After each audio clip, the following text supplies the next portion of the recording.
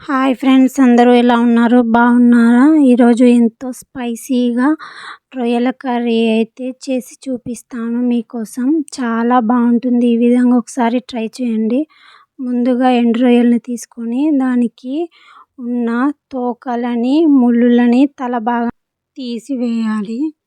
అదేవిధంగా మనం తీసుకున్న రొయ్యలన్నింటినీ ఈ విధంగానే నీట్గా అన్నింటినీ ఈ విధంగా తీసివేసి వేస్ట్ అంతా పారవేసి ఈ విధంగా ఫ్రెష్గా అన్నింటినీ తీసుకోవాలి.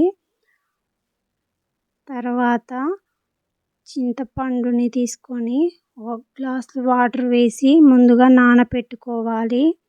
తర్వాత 4 మీడియం సైజ్ ఆనియన్స్ని తీసుకోవాలి.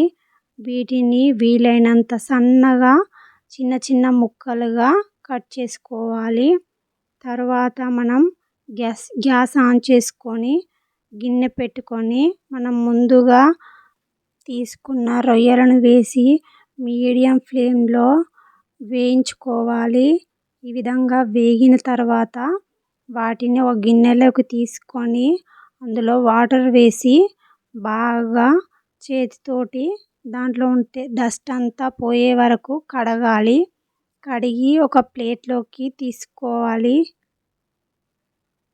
తర్వాత అదే గిన్నెలో ఆయిల్ వేసుకొని ఆయిల్ వేడైన తర్వాత చిటికెడన్ని మెంతులు వేసుకోవాలి. తర్వాత జీలకర్ర వేసుకొని మనం ముందుగా కట్ చేసిన ఆనియన్స్ని వేసుకొని మీడియం ఫ్లేమ్లో కలుపుతూ వేయించుకోవాలి.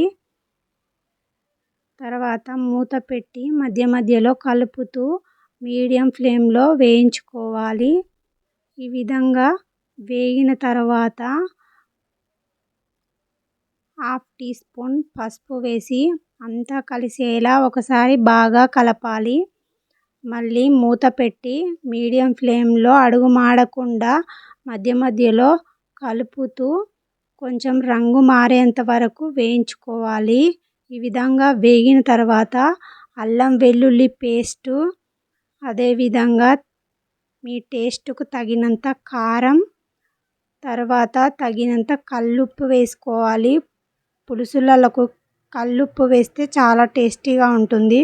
అన్నీ ఒకసారి బాగా కలిపిన తర్వాత మనం ముందుగా కడిగి పెట్టుకున్న రొయ్యలని అందులో వేసి బాగా అన్నీ కలిసేలా కలిపి మూత పెట్టి లో ఫ్లేమ్లో 3 నుంచి 4 నిమిషాలు మధ్య మధ్యలో కలుపుతూ మగ్గనివ్వాలి. తర్వాత ఇవి మగ్గిన తర్వాత మనం చింతపండు రసంను వేసి అంతా కలిసేలా ఒకసారి బాగా కలపాలి. అదేవిధంగా కొంచెం పులుపును అడ్జస్ట్ చేసుకొని కొన్ని వాటర్ యాడ్ చేసుకోవాలి.